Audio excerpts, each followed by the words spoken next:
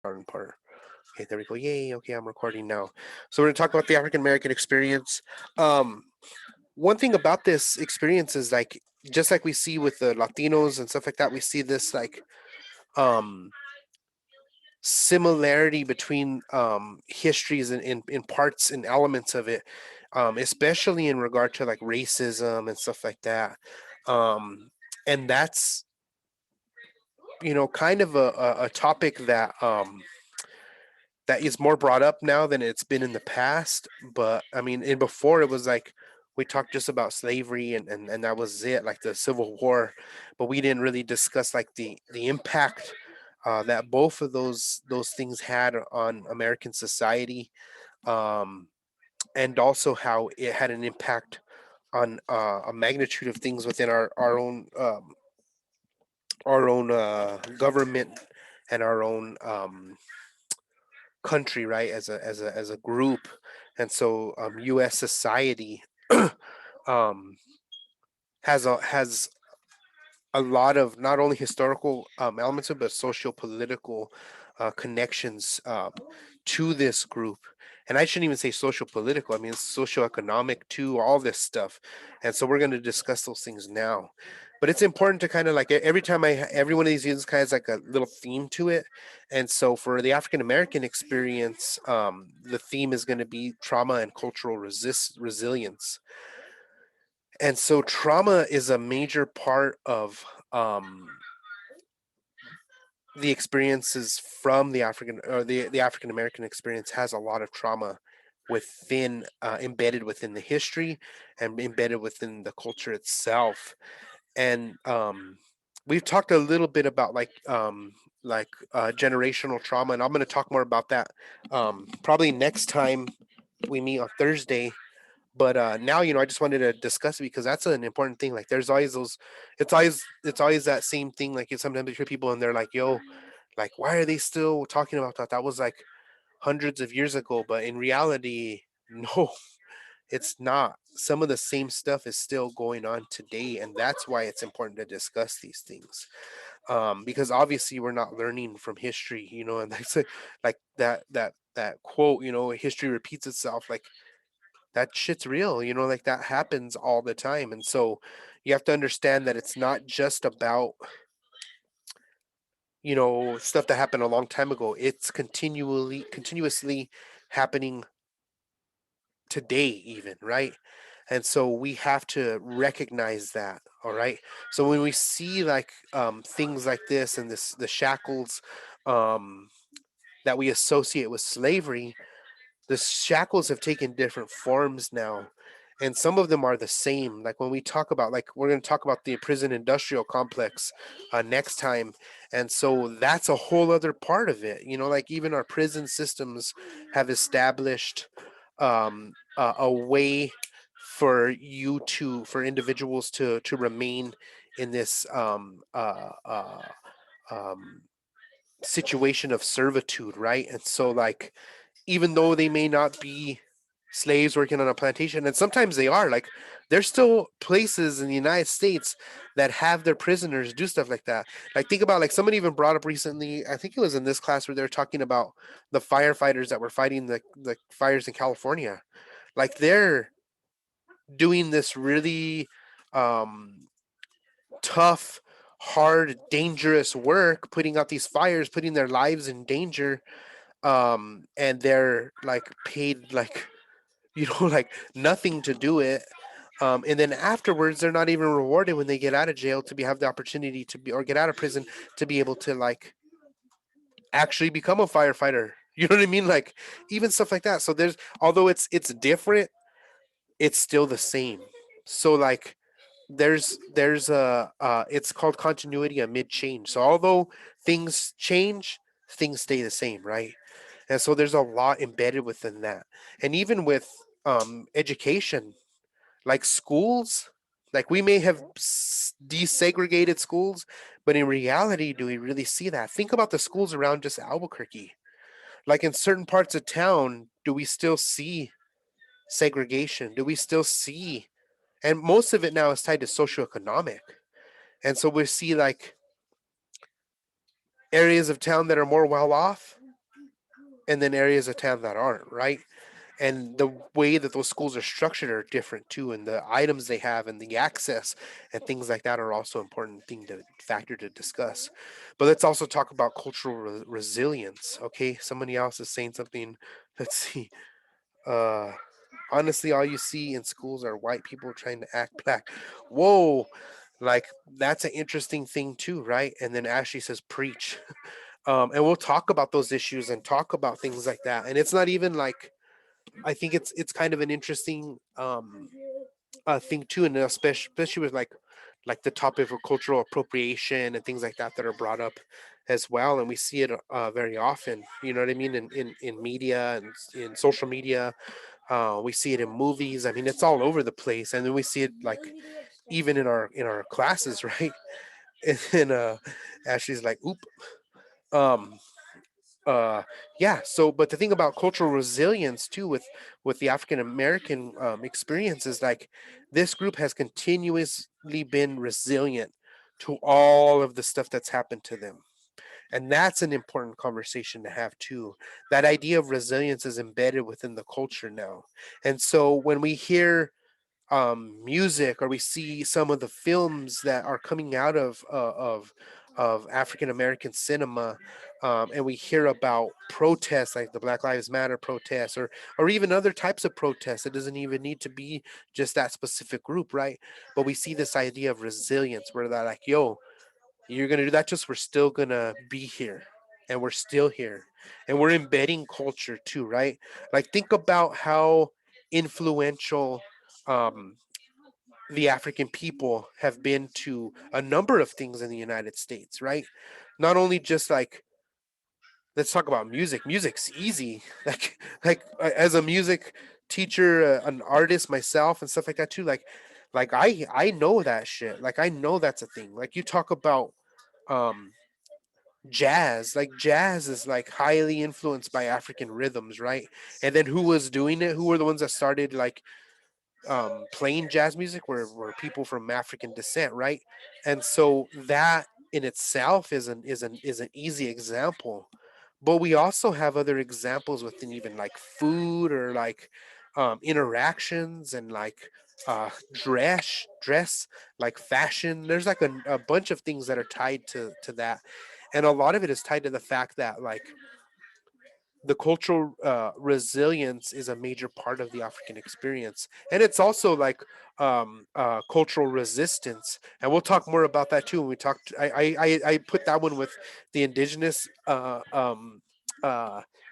experience too, because that's a big part of it, and all of these groups showcase some of those ideas of cultural resilience, cultural resistance. Um, but I like focusing on them for specific things on these ones. But resilience is like, all this stuff's happened to us, but we're still here. Okay, we're still here and we're not going anywhere. Um, and that's something that's important to discuss. So let's move on. Let's talk about the historical backgrounds. So in 1525, the first African slaves are brought over the Atlantic, and this is after the 1492 Christopher Columbus. Um, Even after that time, even before this time, like during the uh the idea of European imperialism, and everyone spreading their empires and coming into the new worlds. Thank you. Sorry, my son had his computer like super loud. But so, well, Ben, put some headphones on, dude. So, one thing about it that was interesting was that they did bring enslaved people with them. So those ships that came over with Christopher Columbus and all those other people, they had slaves with them, or enslaved peoples. And so it wasn't like they weren't here; they were already part of it. The Spanish brought a bunch before 1525. It wasn't until 1525 that it was officially considered a slave trade. Okay, and so that's bringing people over from the Atlantic, and across the Atlantic to different places like South America, Central America, the Caribbean, and then up into North America as well. Yeah, and it's seen like Aliania says it's like seen as the norm, and we're going to talk a little bit about that in more detail in a few minutes because it's important to understand like how impactful that was for U.S. society and U.S. economy. Because a lot of times people don't discuss that. Like we don't really hear about. We hear about like all the like the slave owners did this and the slave owners did that, and then like there's another big huge misconception that people have that the Africans were selling themselves, and that's not true. Okay, like when European imperialism happened and they were expanding their empires, they were going to different countries in Africa or territories in Africa and taking them over, and then acquiring the people and selling them off as property. Okay, were there some like there was yeah there were a few groups there that were Africans selling Africans, but that was very rare. Like don't like wherever you hear that, like take it with a grain of salt because it was way more the other way that it happened. You know what I mean? So British imperialism, your French imperialism, all these people went in there and did that. Um, Can I say something about that real quick? oh yes. So, back in the day, Ethiopia and Eritrea, Eritrea, I'm from Eritrea, so this is how I kind of know this. Hmm.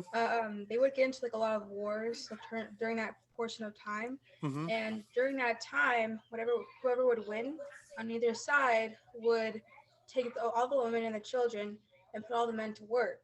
So those were like their slaves, but they necessarily wouldn't really call them their slaves. They would just call them their servants. But that could be also seen as like a way of slavery and stuff because they didn't call it that, but that's what they believed it was like for their jobs to be Oh doing be lost. yeah, and that happened all over the world. I mean, like it wasn't even just in Africa. Like you go to the Aztec Empire, the Mexica, my people, right? And they had slaves all over the place.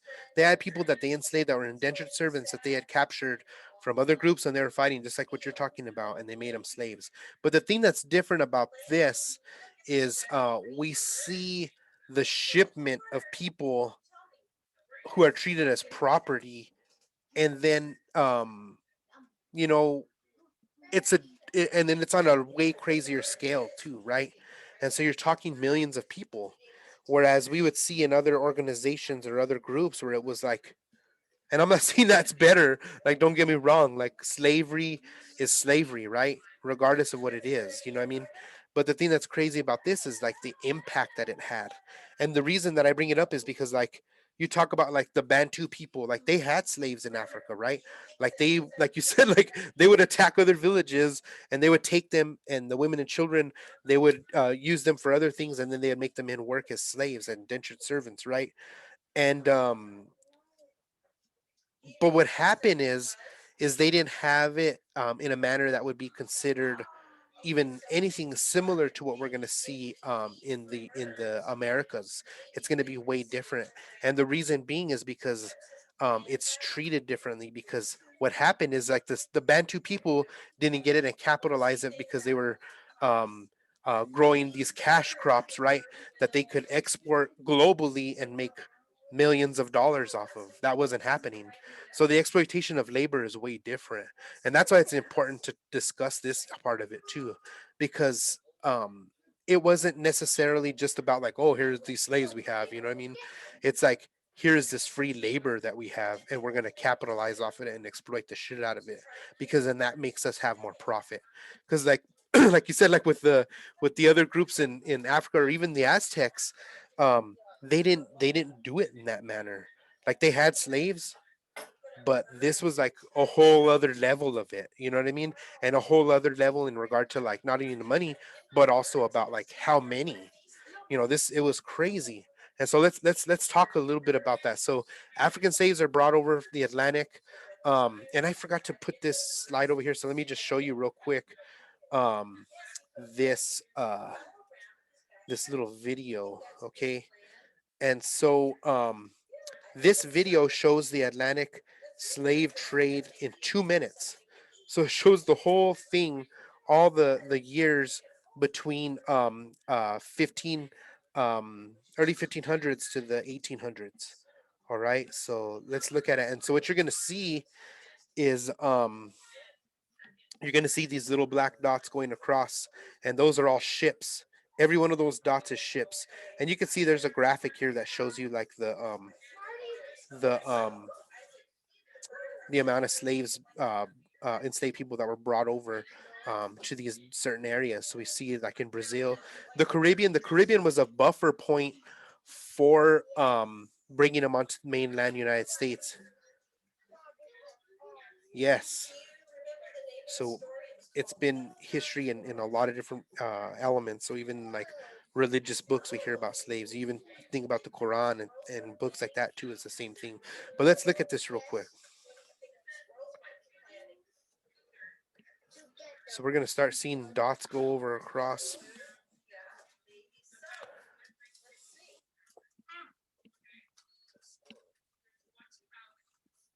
Each one of those dots is a ship.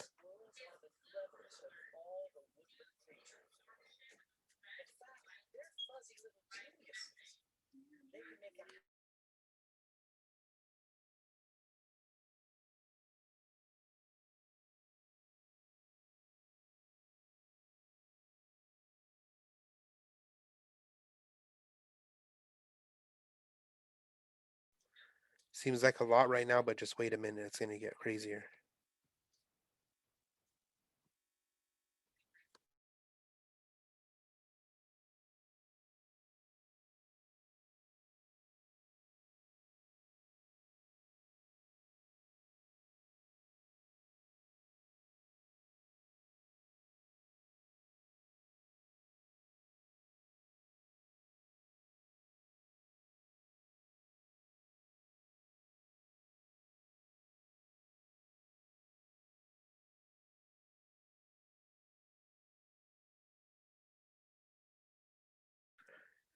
At around in the early 1800s, you're going to see that it's going to change, and you're not going to see as many ships going to the United States, but you're going to see a lot going here to the Caribbean.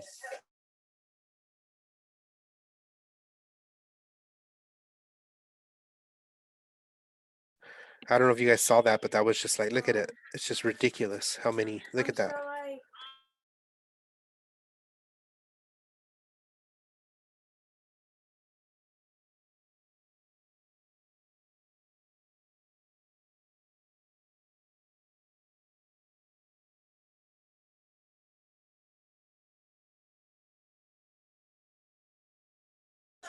And now you're not going to see hardly any go to the United States, but they're all going to the Caribbean still and South America.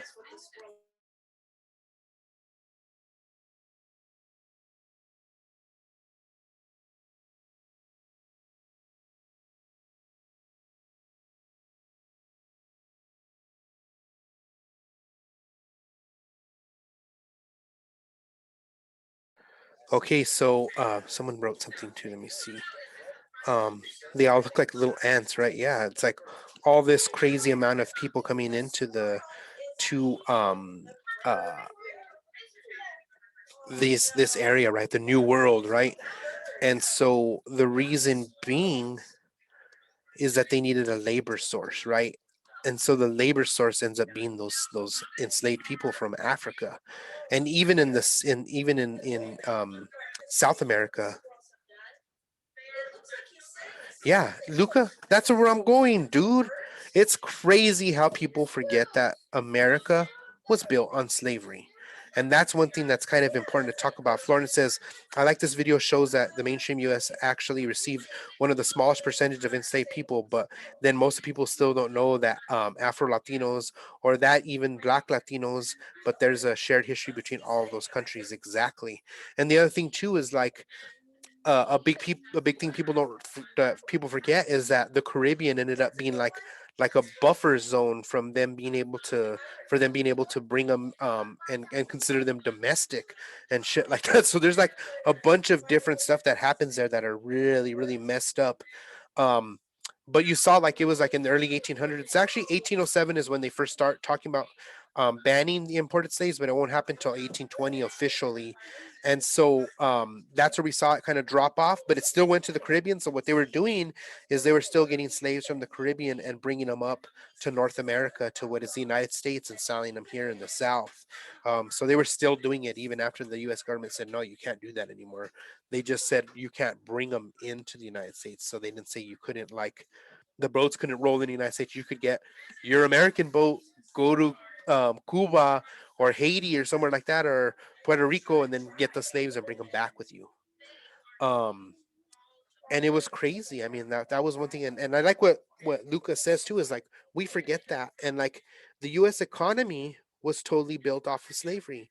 Like when the founding forefathers, or whatever you want to call it, or the pilgrims, or whatever, let's go with the pilgrims, all right? So when the pilgrims came over to the United States or to North America, they didn't come over here like, the idea of religious persecution is like, is what they use, like they're escaping religious persecution. But then they come over here and they totally profited off of the resources that were here. And part of the resources too that they bring and they end up acquiring are slaves. And so that is labor capital, right? So that's um where they get that labor force, and they buy it once, right? So they may pay $1 for somebody, right? A slave or an enslaved person, they'll pay $1 for them, and then that person works for 20 years, 15 years for that person before they die, or maybe even longer, maybe 30 years. You know how much profit they've made off of just that one purchase? I mean, it's crazy. Like, as someone that studied economics, you see that. And so American um, U.S. population ended up doing that, for the ability to continue to make money. You're gonna have to plug it over there behind mom's car. Sorry, everybody, my son's interrupting me again. Um, so you have to consider that. Like, they did that because what happened is, once they didn't have a labor force to have to pay for, oops, it made it a lot easier for them to make profit. Um,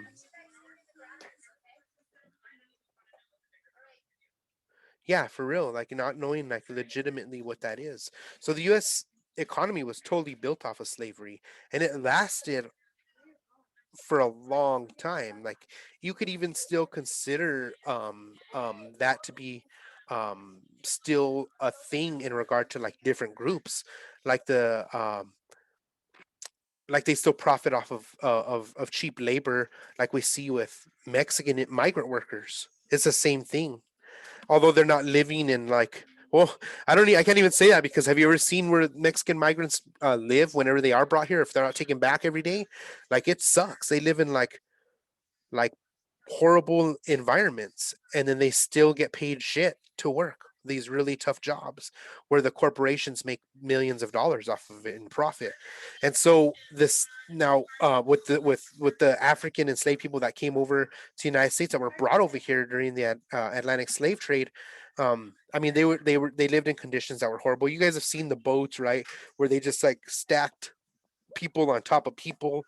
um there was a lot of crazy shit that happened in regard to this too, like there was barriers between the women and the men, and the women and children were on a different part of the ship versus the men.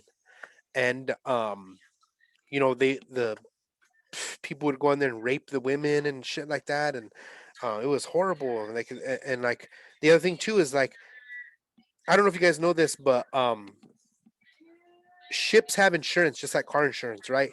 And so the insurance companies during this time, whenever these ships would go other places and bring back livestock and stuff like that, because the ships were insured, their contents were insured too. So, like, if you lost, like, if like a cow or like sheep died on your ship, you could write it off in your insurance and they'd pay you for it because you were at a loss, right?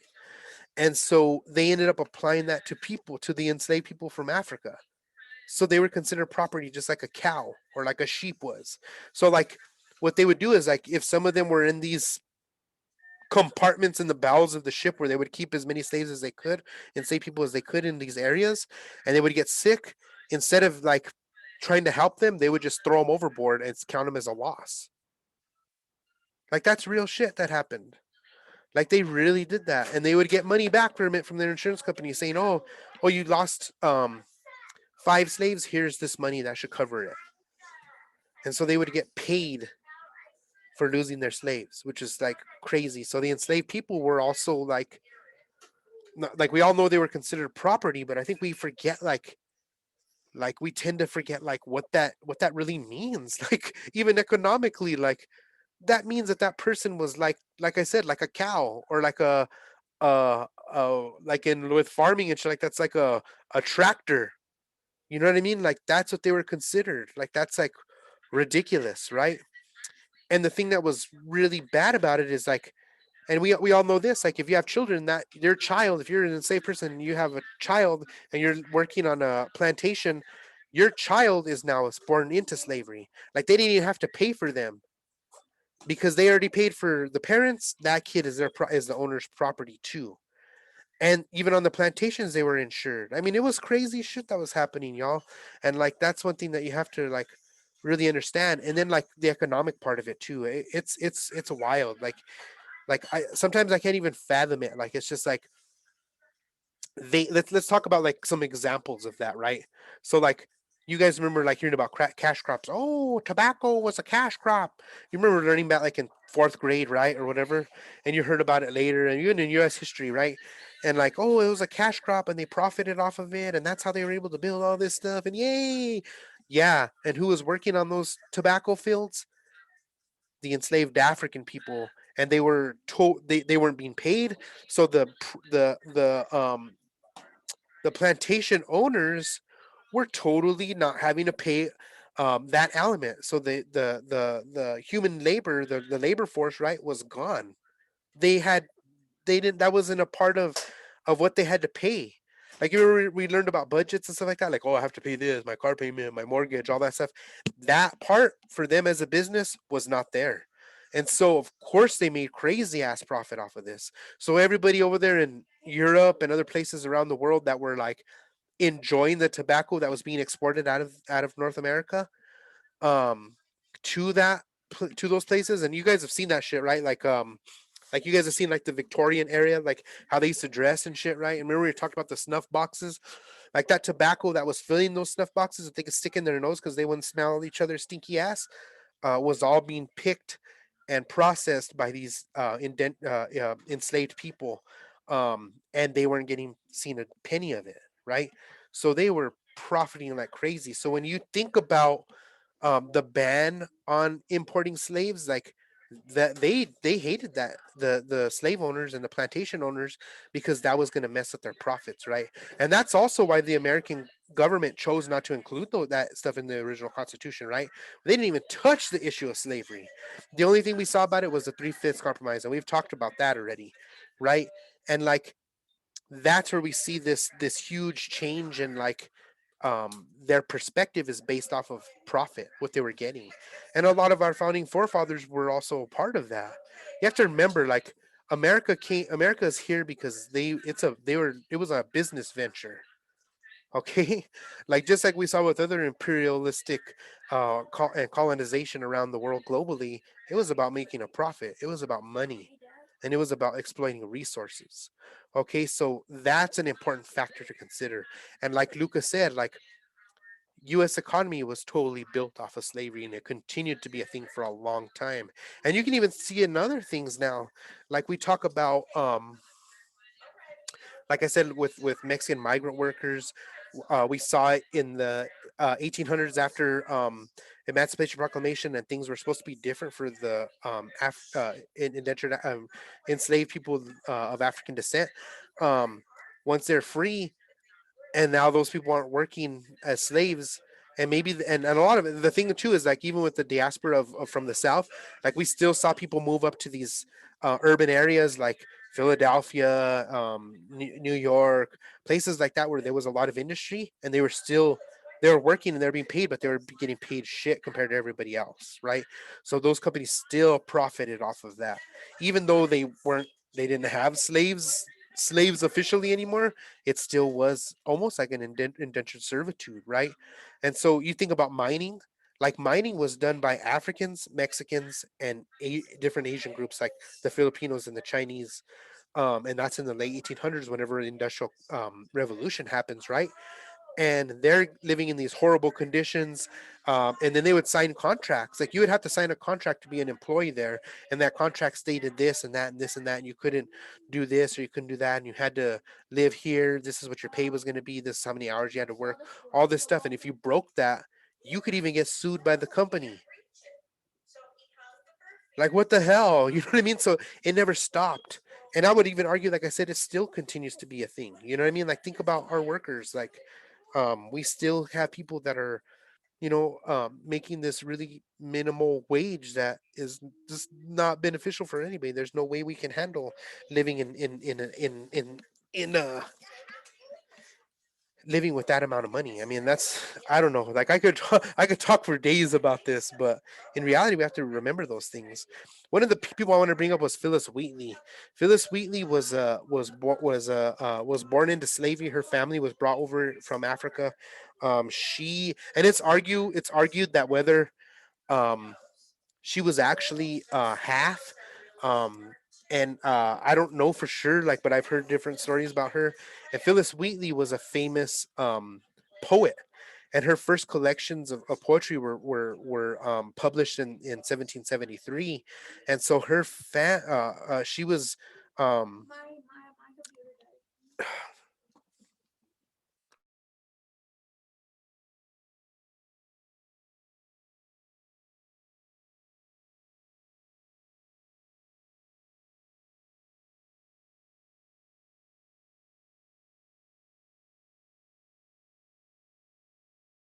sorry, my son's computer died. I had to plug him in where mine was.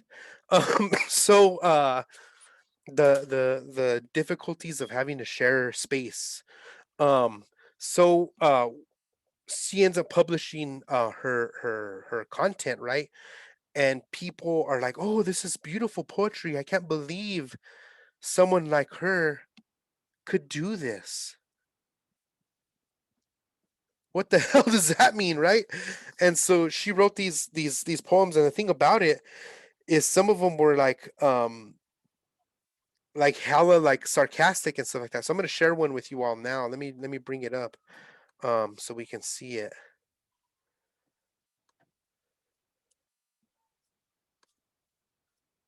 Hold on, it's loading.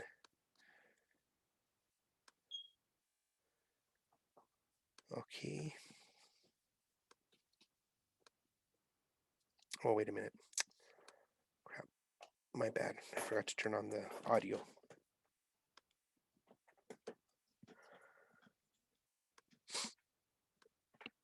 Okay, so here we go. On Being Brought from Africa to America by Phyllis Wheatley. 'Twas mercy brought me from a pagan land, taught my benighted soul to understand that there's a God, that there's a Savior too, ones our redemption neither sought nor knew. Some view our sable race with scornful eye, their color is a diabolic dye. Remember, Christians, Negroes, black as Cain, may be refined and join the angelic train. This is a good poetry reading by Tayana G. From Africa to America I'm gonna play it one more time. by Phyllis Wheatley. 'Twas mercy brought me from a pagan land, taught my benighted soul to understand that there's a God, that there's a Savior too, ones our redemption neither sought nor knew. Some view our sable race with scornful eye, their color is a diabolic dye. Remember, Christians, Negroes, black as Cain, may be refined and join the angelic train. This is a good poem.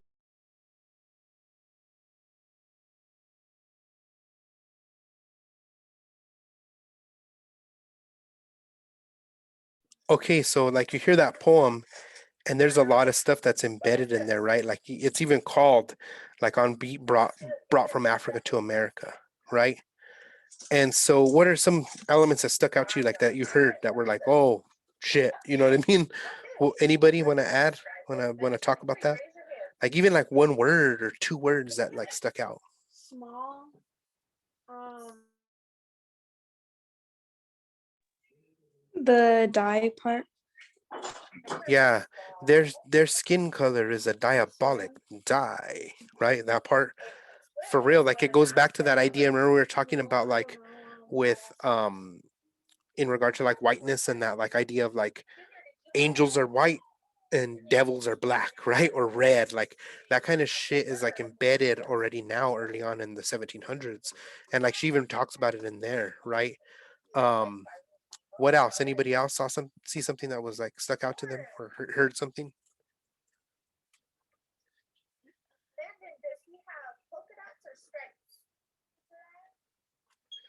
And think about even her name. Like her name was Phyllis Wheatley.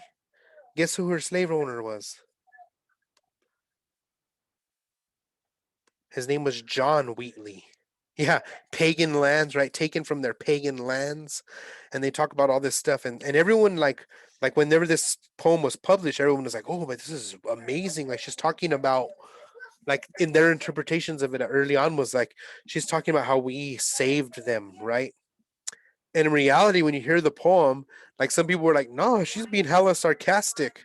You know what I mean? And that's one thing that ended up causing her problems within her poetry too, is that she it was seen as that, and so that's something that's kind of discussed now, and I think it's important to like readdress. You know what I mean? But yeah, taken from her pagan lands. So think about that. If you want to read more about Phyllis Wheatley, she or read more poetry from her, and it was hard because after a while people stopped being in favor of her poetry because it was somewhat controversial. But then after a while, like later on, we're gonna see more people that appreciate it, and that was like after like Emancipation Proclamation. Even a couple hundred years after her death, that it wouldn't get like really, really discussed. Let's go back to this real quick. Um, because I want to make sure we get through as much as I can. I'm already like way behind. Like usual, classic Noriega. All right, I would show you this video, but it's kind of like stuff I already talked about, so I'm gonna go ahead and move forward. I showed you the video on that slave trade and capitalism.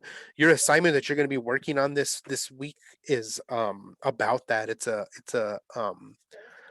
video you're gonna make talking about slavery and the modern economy. So like how it played a part in it.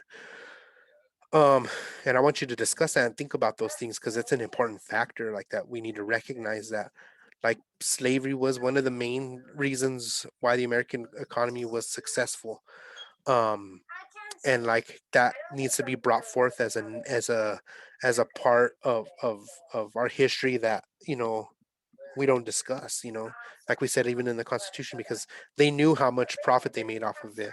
So, continuing on with the historical background, 1831, the Nat Turner Rebellion happens, and that's where some enslaved African people fought back, and they actually like kicked some ass, and then eventually the militias were called in, and they ended up being pushed back and arrested and stuff like that. But early on, they fought back.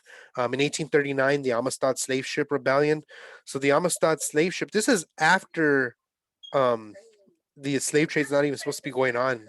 1839, this ship was taken over by the slaves, and they killed the captain, and they were like in the sea when that was happening. So like they had to figure out how to navigate and stuff like that, and ended up getting lost.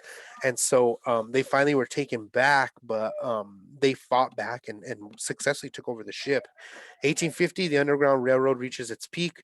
When I was a kid, when I heard that term, the Underground Railroad, like I literally thought it was like underground and there was like this trains and shit that took people from the south to the north.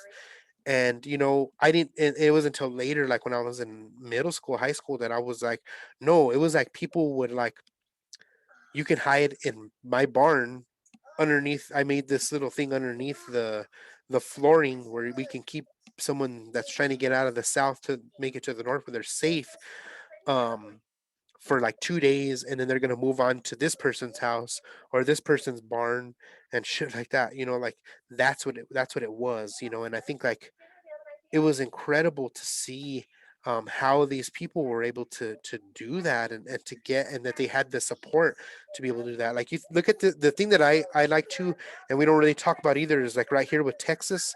Like you see there's underground railroad that goes south into Mexico, and like a lot of people don't know that, but like a lot of African enslaved people made their way south into Mexico to escape the United States too, and a lot of them were greeted with open arms, and we even see like Florence said, like where Afro Latinos and people like that end up being even a part of government. Like I can't remember the president's name of Mexico who it was. It was like in the 1860s, I think, and he was Afro Latino. Like, and that was because of his family escaped. Some of them escaped over from the United States into Mexico, and had children there with people from Mexico, and then that's how he came to be, right? And so it's crazy to hear about those stories. Um, yeah, Vicente Guerrero, right? I know I couldn't remember if it was Guerrero or Gutierrez. So yeah, for sure. Yes, so we hear about those people that were a part of that, right? And so the Underground Railroad ran into Mexico too, and the North, right? Um, and so that's another thing. 1857, the Dred Scott case, where Dred Scott escapes and is still sought after by his slave owner to bring him back, even through the courts. And so that's a whole other thing. Like when he escapes, is he really considered a free person or not? Even though, regardless of the fact that he is in the North where they are considered free, but since he escaped from the South, is it? You know what I mean? So this argument of like the legal elements of um, being a part of groups that were escaping from the South are wild. Civil War begins. We've heard the story about all the Civil War. Like I'm not going to go into all these details. Emancipation Proclamation 1863, and the sin of Civil War ends up ending in 1865. Lincoln's assassinated. Civil War was an interesting thing because a lot of it was about the economic part of slavery, right? And so the Southerners were like, yo, if you make us do that, then we're going to lose all this profit. We're not going to have a labor force. We're going to have to pay people more. And this is not fair. We don't want to do that. And so that was a big part of it too, among other things, other political components to it too.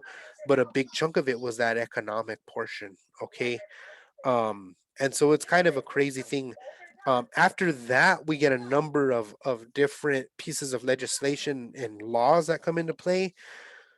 So in 1868, the 14th Amendment is passed, and the 14th Amendment states all persons born or naturalized in the United States and subject to the jurisdiction thereof are citizens of the United States and the state wherein they reside. So they say, yeah, so all these people are considered citizens if they were born here, right?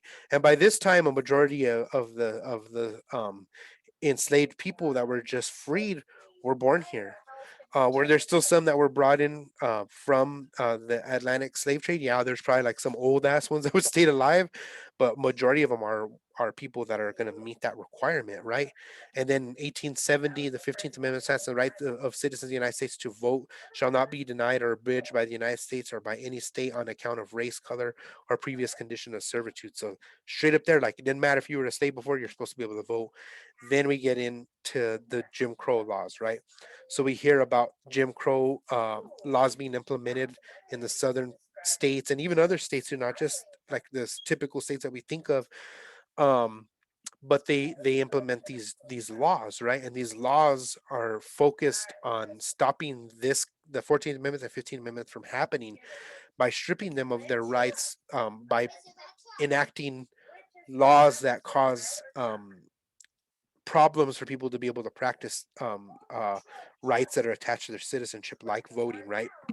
So adding laws like poll tax or the grandfather clauses and stuff like that. Like when you hear that term, like grandfather, oh, I was grandfathered in. Like that's how the racist, because what they did is they said you couldn't vote unless your grandfather was a freed person, right? And so that is also part of it. 1896 Plessy versus Ferguson decision. That's a separate but equal. So Plessy versus Ferguson ends up being a really well-known Supreme Court case and decision, in which people they decide like let's have things separate, but they're going to be equal. So there'll be a white school and a black school, and but they're going to be the same. Does that shit happen? No. Okay. And it all starts because of him sitting in a rail car, right? Um, where he was supposed to be sitting in the back and he sat in the front. Doesn't sound like another situation I've heard of, right? And then you get these. The other thing too is that comes out of the Plessy, I mean the Jim Crow era, is that we see these graphics end up being like a part of it. So we get like things like the minstrel show, where people are in blackface and they draw people of African descent to look like a joke, right? And then you get this. This is the original Jim Crow cartoon, and so that's how they pictured him, right? And they drew him, and that's what this is what they all look like. And so that whole thing ends up being something that's addressed later on. Jim Crow era goes from the 1870s all the way to the 1950s, and violence was a major part of it. And we saw it in history and things like that. But and there's pictures all over the place. Uh, yeah, they did the same thing to the Jews. So propaganda ended up being like a major tool for different efforts within the United States. So anything from the uh, the emphasis of the Jim Crow era by the use of graphics like that was a way for them to like continue to embed that idea of like they're less than human or inferior. And you have to remember, like this is the height of like eugenics movement and stuff like that that we talked about in the past, and so they're still using that, and now they're trying to bring in like a pseudoscience too, and the same thing with the Jews, so they include that too. And then it's also going to be worse, like during the war times, right? So propaganda, like you guys learned about World War I and World War II propaganda probably in your history classes, but this was also embedded within our culture even before that, with the use of graphics like that. But Jim Crow violence happens. This is a dude that got lynched. Like that's a real photo, and that's in like the 1920s. So I think it maybe even be in the 30s. I can't remember the date that photo's from, but it was like 1920s, 1930s, which is not that long ago.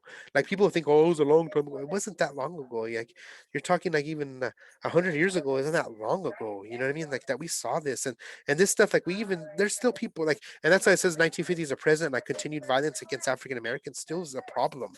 Like we still see this. We still see people being like they still haven't been able to pass lynching laws.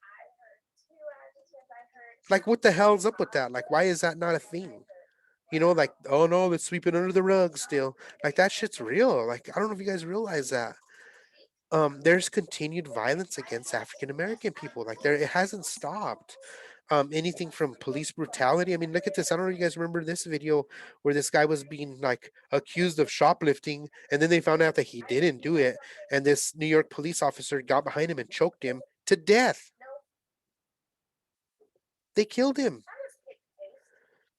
And there's a number of things. I mean, like you guys have heard in social media and on the news and stuff like that, all this stuff. Um, that's a big part of what happened with this. They tried and failed to pass lynching law in 2020. Yeah, they tried and they still didn't pass it last year, guys. Like last year, they still tried to apply and approve anti-lynching law, and it was still denied. Like, why is that even a thing? Like that, I don't know why that doesn't anger you, but it angers me. You know what I mean? Like, why is that even like up for debate? You know, like that should be a law. Like what the hell? You know what I mean? Like, but violence against African Americans has not stopped, and that's why you can't say that shit like, "Oh, that happened so long ago," because it doesn't. Like I have close friends of mine that are African American, and even us as Latinos and Chicanos and people like that, people we experience very similar things too. You know what I mean? And we don't hear about that. Like there was lynchings of Mexican people too in the South. during the same time, that wasn't this is something that happened, and like, why is it not like being, like, why isn't it being dismantled? That's something you truly need to think about, because it's a harsh reality of like what's going on, and what's gone on, and what's continued to go on. Jim Crow era. These are some of the things like we've seen pictures like this. This is the American Department of Army. This is their showers for their officers. So the white officers got to go to these showers, and the colored officers or black officers had to go to this showers, and they were not the same. So denying them access to different areas, and this is where it was created. Here's some more examples of that. And there are laws passed throughout the nation aimed at separating the races, so that separate but equal thing, but the facilities provided were inferior, almost horrific.